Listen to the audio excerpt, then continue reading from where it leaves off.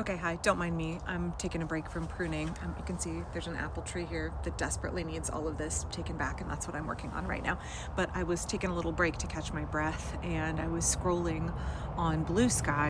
And I know I've made a number of videos over the last few days talking about how I truly believe that Americans are overwhelmingly decent people, good people, who are willing to make tremendous sacrifices. It is the exceptional courage of ordinary people that has helped other nations, other communities, other people overthrow tyrannical regimes and institute democracy, human rights, get justice against their oppressors. And when I look at the folks in Minnesota, to me, they have been such an example of that exact concept, the extraordinary courage of ordinary people. And as I was scrolling on Blue Sky, I saw this post, and I really wanted to share it with you because I think it really exemplifies the way that the regime has pushed all of us to a point where we are willing to do what it takes to defend our neighbors, to defend immigrants, to defend our way of life.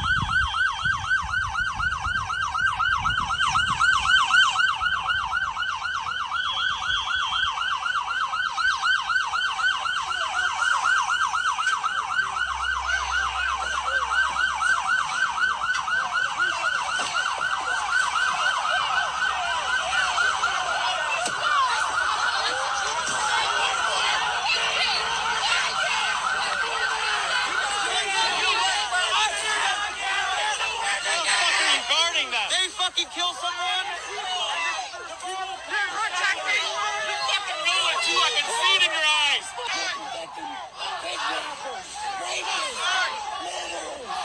What the fuck is wrong with you? Let you sleep! Let you sleep! You're doing this in your home! This is your home! You go out here! This is your home! And you're doing this in your home! Wow! And guess what? They get to leave!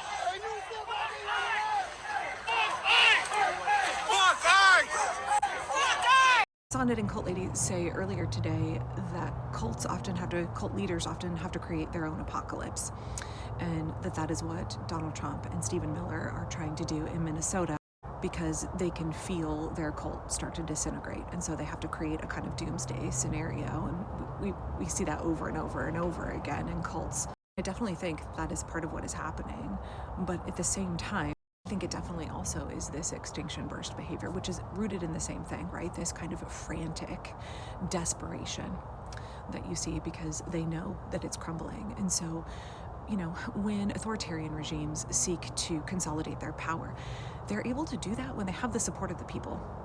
When there are a majority of people who support what they're doing, when an overwhelming majority of the people are opposed to what the regime is doing, and they are willing to take risks. Ordinary people in massive numbers are willing to engage in sustained sacrifice, are willing to take significant risks on behalf of other people.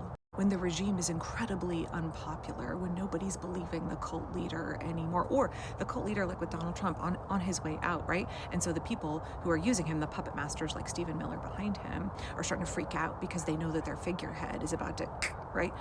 So they try to clamp down desperately or create these kind of apocalyptic scenarios, which doomers fall into really, really easily because they're like, it's all over, America's over. No, it's not. When I look at the people in Minnesota, I know firmly, more than ever, America is not over. The American people are not going to let America be over. I watched that video and I just thought, once again, Stephen Miller and Donald Trump, they done fucked up. They created a significant, they invoked the backlash effect. They are creating all of this energy that you're seeing now. All of these people are activated. All of these people are moving to take action to defend democracy and defend their neighbors because of the escalation, the rapid escalation of oppression. They turned the water up too quickly on the pot of boiling frogs, and people are aware of what's happening. And it creates that kind of inoculation almost against the violence of the regime. Like, people don't care. What else have we got to lose, right? They're going to brutalize us. They're going to murder us either way. So we might as well stand up for innocent people. We might as well stand up for our country. And as you can see in that video, entirely in nonviolent ways. Disruptive, nonviolent civil disobedience has to be disruptive. Disruptive, but entirely nonviolent. On one of my posts yesterday where I was encouraging people not to give Stephen Miller what he wants and take the bait and engage in violent rioting, what have you. Someone in my comments from Minnesota said, oh no, folks in Minneapolis, we understand the assignment. We're engaged in vigils. We're engaged in absolutely effective civil resistance. We know what we're doing here and we're not going to let y'all down. And so I just want to encourage everybody, continue to look to the people of Minnesota. Look at the courage of ordinary Minnesotans. Those are the folks that are doing the right thing, that understand what we must sacrifice right now, what we must be willing to do right now. They're leaning into their humanity. They're embracing their humanity. They're willing to be exceptionally courageous on behalf of people that they don't even know, and on behalf of the freedom of 340 million people. I don't know, watching that video, I was like, we're not cooked. America's not over. The regime is cooked. I watched that and I was like, they're fucked. They're absolutely fucked. Someone in the comments said, not only that, our instinct now is to literally run in front of a moving truck for each other. They lost. One of my commenters on Facebook this morning said, fascism dies in community. And my friend Possibility Maven talks about how the greatest, most abundant resource that we have is community, is human connection. And I think what we're seeing right now in Minnesota and across the country is the manifestation of that. It's us recognizing that we can come together and we can do anything, that our priority has to be each other, has to be care for each other. And regular, decent people are willing to take extraordinary risks. They become fearless under that understanding. The greatest resource at our disposal is human connection. The greatest strength that we have is community. Their greatest weakness is their lack of empathy, their dehumanization of other people. Our greatest strength is our humanity, our willingness to sacrifice on behalf of others.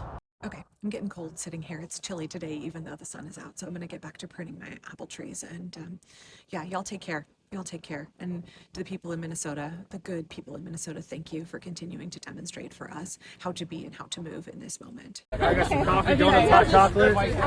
What are you guys giving out? Coffee, donuts, hot chocolate. And you're with the Minnesota National Guard? Yeah, we are. Yes, we are.